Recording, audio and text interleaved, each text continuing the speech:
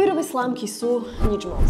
Going back to plastic straws, these things don't work. On occasion, they break, they explode. If something's hot, they don't last very long, like a matter of minutes. A to z logického dôvodu. Papier a voda. A to nehovorím, že tie plastové sú super, ale realisticky tvoria v oceáne z plastového odpadu tak 0,02%. Takže robiť z nich úplne tému je trošku zbytočné. Takisto šanca, že tvoja plastová slamka skončí niekde v oceáne, je naozaj malá. Aj keby ju nedáš do separovaného zberu, končí v spalovni alebo na skládke. Problém je, že Trumpovi ale nejde o samotné slamky, ale skôr o potláčanie aktivizmu a vládnych regulácií, ktoré sa snažia chrániť životné prostredie. Slamky dokonca premenil aj na predvolebnú tému, ktorou sa snažil zosmiešniť ochranu životného prostredia. Počas prezidentskej kampane v roku 2020 predával svoje plastové slamky a opisoval ich ako náhradu za liberálne papierové slamky. Trump sa dlhodobo stavia proti rôznym environmentálnym predpisom, hlavne také, ktoré by obmedzili podnikanie pre jeho kamošov, ktorí bohatnú na rope alebo plyne. A samozrejme títo ľudia profitujú aj z udržiavania plastových výrobkov v obehu. Tento Trumpov boj proti slámkam je z časti určite aj trollingom, ale zároveň aj jasným signálom pre jeho kamarátov. Ale našťastie sú tu stále rôzne environmentálne organizácie,